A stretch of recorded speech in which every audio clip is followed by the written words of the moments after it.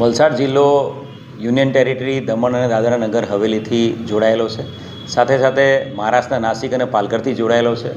ગુજરાત એક dry state છે અને પ્રોહિબિશનની કોઈપણ પ્રકારની પ્રવૃત્તિ ગેરકાયદેસર છે અને એ પ્રવૃત્તિ અટકાવવા માટે આવનારી 31મી ડિસેમ્બરને લઈને રેન્જ આઈજી પ્રેમવીરસિંહ સાહેબના માર્ગદર્શન હેઠળ વલસાડ જિલ્લા પોલીસ સજ્જ છે. વલસાડ જિલ્લા પોલીસ દ્વારા આગામી દિવસોમાં અલગ અલગ 30થી વધુ ચેકપોસ્ટો, જે પરમનન્ટ ચેકપોસ્ટની સાથે હંગામી ચેકપોસ્ટો પણ ઊભી કરવામાં આવશે અને એની સાથે સાથે તમામ જગ્યાએ રેન્ડમ સરપ્રાઇઝ વાહન ચેકિંગ પણ હાથ ધરવામાં આવશે. ગઈકાલના એક જ દિવસમાં રાત્રિની ડ્રાઈવ દરમિયાન 50થી વધુ લોકોની વિરુદ્ધમાં પીધેલા નાયમ એક્ટ 185ના કેસો પણ કરવામાં આવે છે. ગઈકાલે કુલ 91 જેટલા પ્રોહિબિશનના કેસીસ દાખલ કરવામાં આવે છે.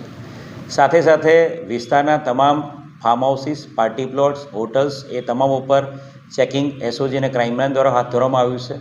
કોઈપણ પ્રકારની પાર્ટીની મંજૂરી વગર કોઈપણ જગ્યાએ જો પાર્ટી કરવામાં આવશે તો જે તે વ્યક્તિ વિરુદ્ધમાં ગુનો દાખલ કરવામાં આવશે અને કોઈપણ પાર્ટીમાં જો કોઈપણ પ્રકારના નશીલા પીણાનું સેવન કરવામાં આવશે તો એમાં પણ ગુના દાખલ કરવામાં આવશે.